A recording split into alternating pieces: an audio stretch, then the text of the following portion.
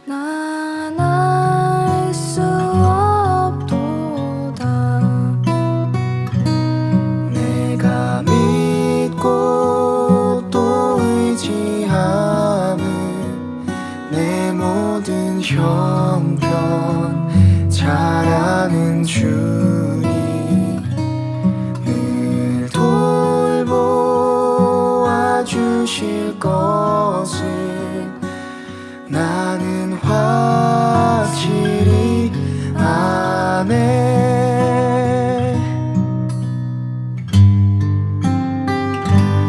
왜 내게 성령 주셔서 내 마음을 감동해 주 예수 믿게 하는지 난 알 수 없도다. 내가 믿고 또 의지함은 내 모든 형편 잘 아는 주님, 늘 돌보아 주실 것을 나는 확실히 아네.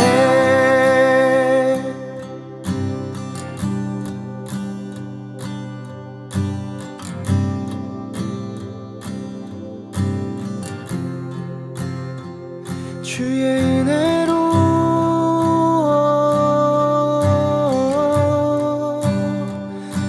주의 은혜로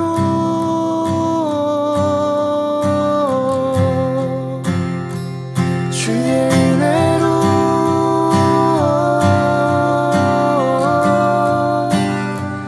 주의 은혜로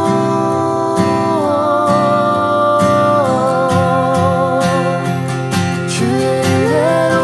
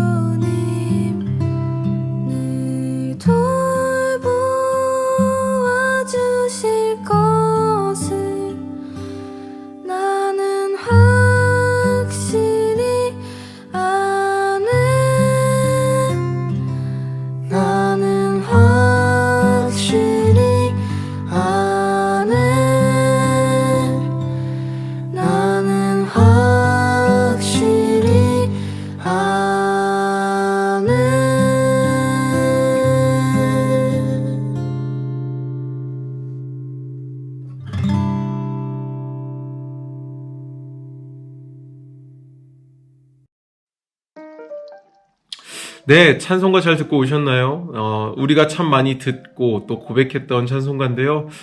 이 하나님의 은혜로라는 찬송가는 이 다니엘 휘틀이라는 목사님이 직접 작사한 찬송가입니다. 하지만 그 작사에다가 제임스 맥그라나한이라는 그 목사님께서 이렇게 곡을 붙여서 탄생되어진 찬송가죠. 그래서 이 휘틀 목사님에 대한 이야기를 제가 오늘 좀 준비해 왔습니다. 같이 한번 들어볼게요. 이 휘틀 목사님은 남북전쟁에 참전하여서 이렇게 소령으로 제대를 하게 됩니다. 근데 제대를 했는데 부상으로 오른팔을 잃고 포로 수용소 병원에서 치료를 받고 있었다고 해요. 그래서 그 입원했던 당시에 굉장히 심심해서 뭐 읽을 거 없나 하고 이렇게 찾다가 그 휘틀 목사님의 눈에 신약 성경이 보였었다고 합니다. 그래서 그 신약 성경이 보여서 또 그 신약 성경을 읽다 보니까 이렇게 마음속에 와닿는 구절을 많았대요. 그런데 그 순간에 이렇게 목사님은 그리스도를 영접하지는 않았었다라고 합니다. 그런데 어느 날 밤 그가 자고 있는데 간수 한 명이 와서 이렇게 그 목사님에게 얘기했다는 겁니다. 한 병사가 죽어가며 자기를 위해 기도할 사람을 찾고 있다 라고 말이죠. 휘틀은 자기는 그럴 사람이 못 된다라고 하면서 이렇게 거절을 했었대요. 하지만 간수는 휘틀 목사님을 향해서 이렇게 얘기했다고 해요. 당신은 크리스찬이 분명하오. 나는 당신이 열심히 성경 읽는 것을 보았소. 그렇게 간수가 휘틀 목사님을 다그쳤다는 거예요. 하는 수 없이 휘틀 목사님은 죽어가는 병사 방으로 가게 되어집니다. 그래서 이 이야기를 그의 회고에서 이야기하고 있는데요. 이렇게 이야기해요. 목사님은 나는 병사의 손을 잡고 무릎을 꿇었다. 짤막한 말로 먼저 내 죄를 고백하고 용서해달라고 그리스도께 기도했다. 나는 즉시 주께서 내 죄를 용서해 주셨음을 믿게 되었다. 그리고 나는 그 소년을 위해 간절히 기도하였다. 두려움에 울부짖던 소년은 내가 하나님의 구원의 약속을 믿게 해주소서 하고 기도하자 순간 조용해지더니 내 손을 꽉 잡았다. 내가 꿇었던 무릎을 펴고 일어나자 그는 이미 죽어 있었다. 그의 눈물 어린 얼굴에는 평안이 가득했다. 나는 믿을 수가 없었지만 굳게 믿었다. 하나님께서는 그에게 그리스도를 알려주시기 위해 나를 강제로 이끄셨던 것이다. 그리고 나를 통하여 그리스도의 보혈의 공로로 죄사함을 선포하신 것이다. 나는 하늘나라에서 그 소년을 만나기를 고대한다. 라고 휘틀 목사님은 그의 회고록에서 이렇게 이야기를 했다고 해요. 그 후에 전쟁이 끝난 후 휘틀은 시카고에 있는 LG인 시계회사에서 격리로 일을 하게 됩니다. 하지만 10년이 채 못 되어서 일을 그만두고 그는 복음 전도단에 가입하게 됩니다. 거기서 그는 필립 블리스와 이 찬송가의 작곡가였던 제임스 맥그라나한 등 당대 굉장히 유명한 복음 찬송가 작곡가들을 만납니다. 그러면서 평생을 함께하였고 심지어 그의 딸 메이 무디도 그의 가사에 곡을 붙이게 됩니다. 복음 전도사로 헌신하게 된 동기에 대해 휘틀은 이렇게 얘기했다고 해요. 죽음 같은 정막이 흐르는 둥근 천장이 있는 방에서 나는 하나님께 뜻대로 사용하여 주시옵소서 하고 나의 모든 삶을 맡겼다. 무디 전도 집회가 끝난 깊은 밤중에 집회 장소에 홀로 남아 기도하던 휘틀은 비록 팔 하나가 없는 불구의 몸이었지만 온 생애를 하나님께 바쳐 큰 일을 행했던 것이었습니다. 여러분, 우리는 이 휘틀 목사님의 이야기를 이렇게 떠올리면서 한 가지 질문을 던져봐야 될 것 같아요. 그것은 뭐냐면 하나님께 쓰임받는 사람은 누구인가? 라는 겁니다. 또한 하나님께 언제 쓰임받는가? 라는 거죠. 여러분 한번 생각해 보십시오. 하나님께 쓰임받는 사람은 누구입니까? 또한 하나님께 그 사람은 또한 우리는 언제 쓰임받습니까? 네, 저는 이 질문에 대한 답을 누구나 언제나 라고 내리고 싶습니다. 하나님께 쓰임받는 사람은 누구나 쓰임받을 수 있으며 하나님께 언제 쓰임받은가 라고 하면 언제나 쓰임받을 수 있다라는 거죠. 우리는 사실 우리의 일상을 생각해 볼 때 이렇게 생각해 보는 모습이 있지 않나 싶어요. 우리는 우리의 평범한 일상을 조금은 가볍게 여기고 아무렇지도 않게 여길 때가 있진 않나 싶습니다. 그런데 여러분, 그렇지 않습니다. 그 일상, 우리가 가볍게 여기고 익숙하게 여겼던 그 일상은요, 다른 인생의 중요한 일들처럼 하나님께서 미리 정해놓으신 시간이라는 겁니다.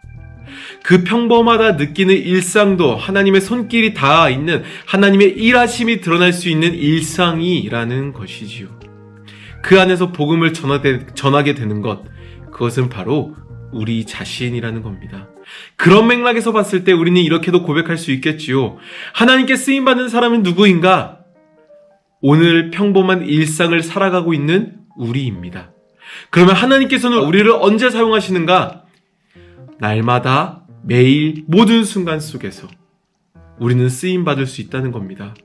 그럼 마지막으로 정리할 때 이렇게 정리할 수 있겠죠. 우리가 하나님께 쓰임받을 수 있는 이유, 또 우리가 언제나 일상 속에서 하나님께 쓰임받을 수 있는 그 이유는 어디에서 오는가?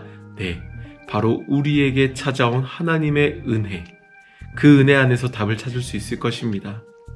우리 사랑하는 신답교회 성도 여러분, 날마다 우리에게 찾아오시는 그 하나님의 은혜를 특별히 생각하는 우리가 되길 원합니다. 호흡하는 그 시간, 시각을 보는 그 시간, 듣는 그 시간, 삶을 살아가는 그 모든 시간이 하나님의 은혜로 이루어진 것임을 고백하며 그 은혜를 힘입어서 날마다 우리의 삶을 통해서 복음이 흘러가게 되기를 주님의 이름으로 축복합니다. 네, 다음으로는 이제 찬양 한 곡도 나누어 볼 건데요. 이 찬양은 사실 제가 굉장히 좋아하는 찬양입니다. 그래서 이거는 제가 참 지금 고백하기에 너무나 제가 어린 나이지만 나중에 제가 숨이 거두어질 때에 저희들의 자손들에게 이 찬양을 제 곁에 계속 틀어놔 달라고 부탁하고 싶은 찬양입니다. 그 찬양은 바로 선한 능력으로라는 찬양입니다. 먼저 이 찬양 같이 들어본 뒤에 이 찬양에 담겨진 이야기 같이 나누어 보도록 하겠습니다.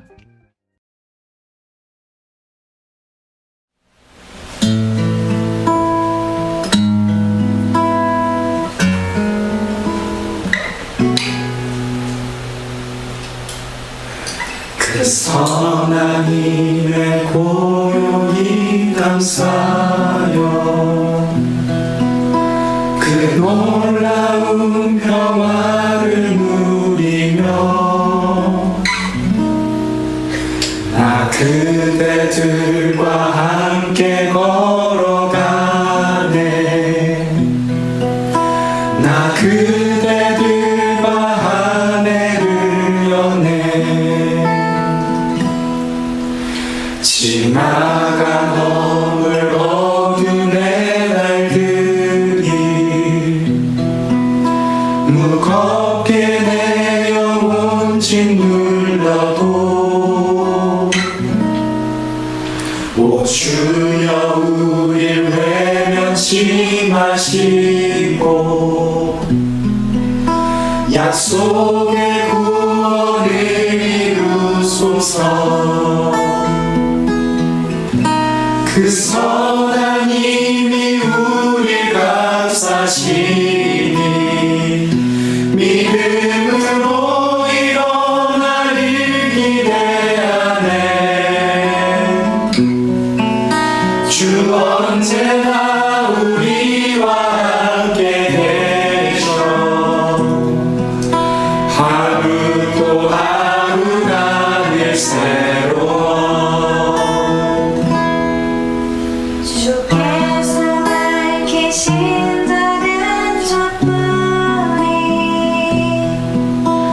어둠을 헤치고 타오르네 그 빛에 우리 모두 하나 되어 온누리에 비추게 하소서 그 선한 힘이 우릴 감싸시니 믿음으로 일어나길 기대하네 주 언제나 우리와 함께 계셔 하루 또 하루가 늘 새로워 고요함이 깊이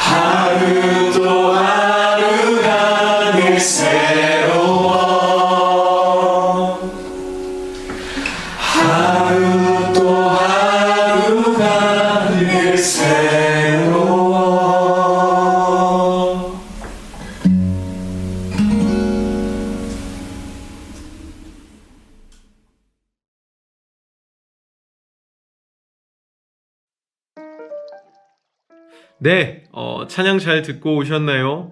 네, 어쩌면 많이 들어보신 분들도 있고 조금은 낯선 분들도 있으실 겁니다. 그런데 이 선한 능력으로라는 찬양에 담겨진 이야기를 제가 지금부터 한번 차근차근 설명해 드릴게요.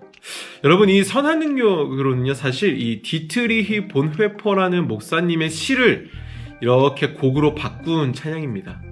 이 목사님에 대한 설명을 좀 해드리면은 이 찬양 가사가 더 쉽게 와닿으실 것 같아요.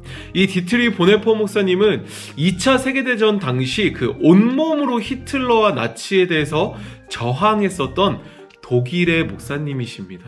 이 보네퍼 목사님은 나치 체제가 본격적으로 드러나기 전부터 나치의 어떤 민족주의와 또 반유대주의의 어떤 위험성과 허구성을 간파하셨어요. 그리고 그 보네퍼 목사님은 다음과 같이 말하면서 반나치 운동에 적극적으로 참여하셨죠. 그 목사님께서 이렇게 말씀하셨어요. 어느 미친 사람이 차를 몰고 거리를 질주하고 있다.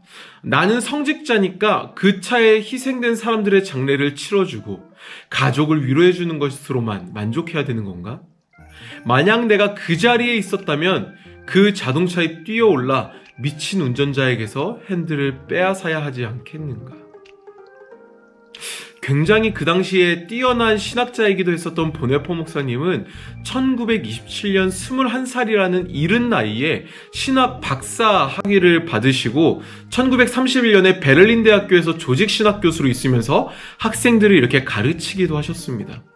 이후에 1937년에는 그가 교장으로 있었던 핑켈발데 신학교가 있었는데 나치는 그 신학교를 폐쇄해 버립니다.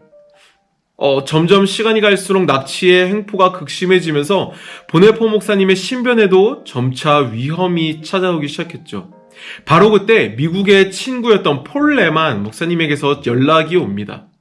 미국 유니옥 신학교에 머물면서 강의와 연구를 해달라는 것이었습니다. 보네퍼 목사님은 이 제안에 응해서 미국으로 건너갔지만 그 미국에서 그 목사님은 이런 고백을 하세요. 나는 유니언 신학교의 학장인 코핀 박사의 집 정원에 앉아서 나와 민족의 상황을 생각하고 기도할 기회를 가졌다. 그리고 그때 나를 향한 하나님의 뜻은 분명해졌다. 미국에 온 것은 잘못된 결정이다. 나는 독일의 기독교인들과 같이 독일의 어려운 시기 동안 내내 함께 있지 않으면 안 되겠다고 결심했다.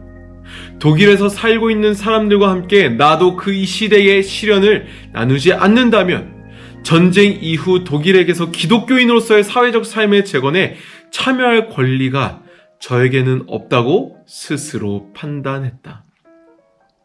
그래서 결국 보네퍼 목사님은요, 미국을 떠나 전쟁 중이었던 나치의 횡포가 가득했던 독일로 돌아갑니다. 그리고 적극적으로 반나치 운동을 펼치다가 1943년 4월 5일에 체포되어서 베를린에 수감되게 됩니다. 그래서 베를린에 수감되어서 고난을 당하고 많은 어려움을 겪으신 후에 그가 죽기 직전 감옥에서 자신의 약혼녀에게 보냈던 시의 가사, 그게 바로 오늘 함께 나눈 선한 능력으로의 가사입니다. 1943년 4월 5일 체포되어서 수감되었던 보네퍼 목사님은 이후 히틀러 암살 음모에 가담했던 문서들이 발견되기 시작합니다. 그래서 1945년 4월 9일 플레센베르크, 그러니까 지금으로 치면 이제 바이에른이죠. 바이에른에서 처형을 당하십니다. 그 이후 독일의 음악가가 보네퍼 목사님의 그 시에 곡을 붙여서 고백한 찬양, 그게 바로 오늘의 찬양이었던 선한 능력으로 라는 찬양입니다. 여러분, 사실 이 찬양을 들으면은 어떤 느낌이 드시나요? 어쩌면 굉장히 곡조나 가사를 들어보면 평안한 느낌이 드실 겁니다. 굉장히 따뜻하고 굉장히 잔잔한 느낌이지요. 하지만 우리는 그 보네퍼 목사님의 그 쓰여진 가사의 상황을 떠올려 보면은 결코 그렇게만 생각해 볼 수는 없을 겁니다. 조금은 무섭고, 조금은 두렵고, 조금은 막연한 그런 상황이 바로 이 가사를 썼던 보네퍼 목사님의 상황이었습니다. 하지만 그 보네퍼 목사님은 그 상황 속에서 두려워서 끝내지 않으십니다. 멈추지 않으시지요. 오히려 담대하게 말씀하십니다. 그 선한 힘이 우리를 감싼다. 그 선한 능력으로 우리는 살아갈 수 있다. 더 나아가 그 선한 능력으로 함께하는 공동체가 있음을 목사님은 그 시를 통해서 또한 오늘 가사를 통해서 전해주고 있습니다. 여러분, 우리는 한번 생각해 봐야 됩니다. 이 땅 가운데서 교회로 부름받은 성도로 부름받은 우리는 무엇을 의지하며 살아가고 있습니까? 어쩌면 우리의 삶은 이 보네포 목사님이 있었던 2차 세계대전의 시대만큼은 아닐지 몰라도, 아니, 어쩌면 조금은 다른 모습으로 우리는 위협받고 있지 않나 생각이 됩니다.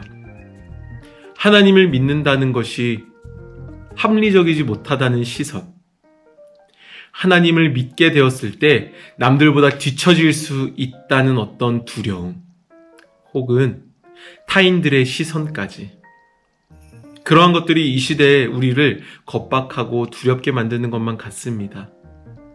그래서 우리는 너무나 무서운 나머지 다른 어떤 것을 도구로 취할 때가 있진 않나 생각해 봅니다. 사람, 돈, 나의 방법, 혹은 정말 잘못된 모습이지만 세상의, 세속의 방법. 이런 시대를 살아가는 우리에게 필요한 것은 다른 어떤 것이 아닙니다. 복음을 따르는 삶이지요. 오늘 우리를 향하신 선한 능력을 행하시는 그 하나님을 바라보는 삶이지요. 사랑하는 신답교회 성도 여러분, 그 선한 능력을 붙드는 우리가 되기를 소망합니다. 비록 세속의 힘이 날마다 우리를 겁박해 올지는 몰라도, 날마다 우리를 흔들지 몰라도, 날마다 우리를 무너뜨리려고 이리저리 공격할지 몰라도, 매 순간 모든 상황 속에 함께 하시는 그 하나님을 의지함으로 말미암아 선한 능력으로 세속을 이겨나가는 우리가 되기를 소망합니다. 그래서 우리의 삶의 모습을 통해, 우리의 삶의 고백을 통해 이 땅 가운데에 예수 그리스도의 교회가 더욱더 굳건히 세워지고 하나님의 나라가 전파되어지는 역사가 우리 신답교회 성도 여러분들을 통해 이뤄지게 되기를 주님의 이름으로 축복합니다. 네, 오늘도 두 곡의 찬양 나누어 봤습니다. 한 주간 삶을 살아가실 때에, 남은 한 주 살아가실 때에 여러분들의 삶을 통해서 찬양의 향기가 흘러가고 그 향기를 통해서 많은 이들이 다시 하나님께 나올 수 있게 되기를 주님의 이름으로 축복합니다. 다음 이 시간에 만날 때까지 우리 성도님들 건강하시고요, 하나님의 안에서 승리하시기를 기도하겠습니다. 이상 저는 물러가 보도록 하겠습니다. 감사합니다.